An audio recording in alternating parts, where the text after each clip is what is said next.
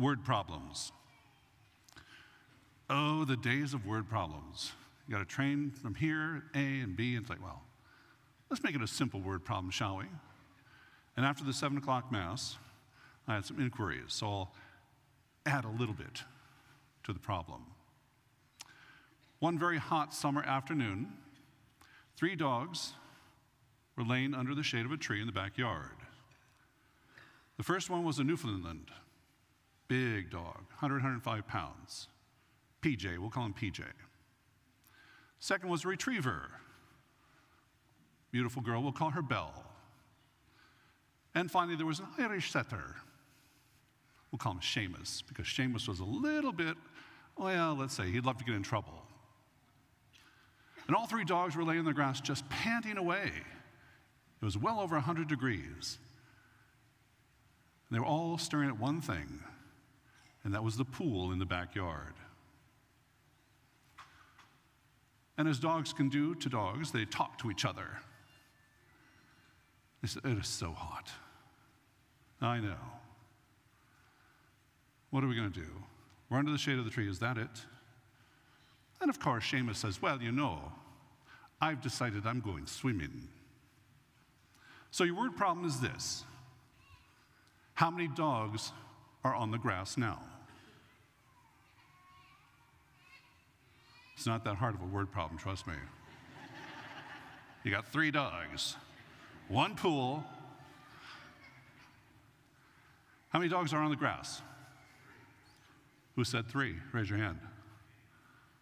You are correct. Seamus only decided he was going to go swimming. He didn't actually go. And that's the thing with word problems, is sometimes they trip us up. The world likes to do word problems with our faith these days. Politicians, back and forth and back and forth. People who try and undermine our faith by running word problems at us. And words of faith are simply more than that. The words of faith call us to make choices in our lives. In the book of Sirach, in the first reading, I present to you fire and water. Choose one. Stretch out your hand to whichever one you choose. I present before you life and death, good and evil. Choose one and embrace it. In the gospel, Jesus is very clear at the end. Let your yes mean yes and your no mean no. In other words, when you make that decision, follow through on it.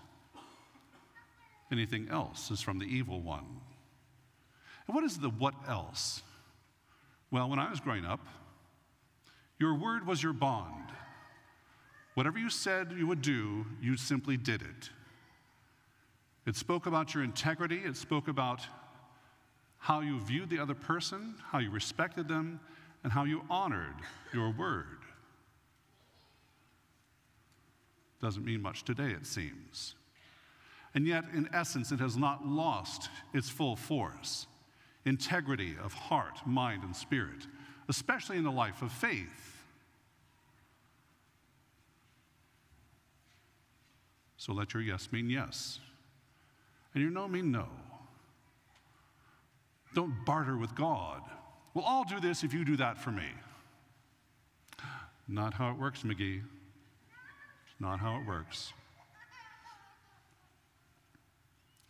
And so the problem really is not so much a word problem. It's a problem with our word. How true to our word are we? What is our own personal integrity in the life of faith? Oh, right here and right now, it's much, much easier to say, oh, yes, I'm a Christian, I believe, da-da-da-da-da. Little song and dance. That's nice. But what about when you leave these doors and you go out into the world? Do you have the same conviction of faith, the same integrity of faith? You say yes to the Lord at the table of word and the Eucharist. Yes to receiving him. Yes to be changed and being molded and shaped and fashioned by him through the grace of the Holy Spirit. When you say yes to that, how solid is your yes when you walk out the door? It's challenging. It always has been, and it always will be. Let your yes mean yes, and your no mean no. Don't convolute it. Don't water it down. Don't become wishy-washy in the life of faith. Be strong in your faith. You've received the grace of God himself in the waters of baptism, have you not? Of course you have. You've been anointed. You've been washed. In Eucharist, you receive Christ himself. Food for the journey of this life and one day into the life to come. For those of us who have received the Holy Spirit at confirmation, those unique gifts that have been given from generation to generation to guide our steps, to allow us to grow in holiness, and above all, in the name of Christ, to powerfully influence and change the world for the better. But it is not our world. We are simply the caretakers. It always has been and always will be God's world.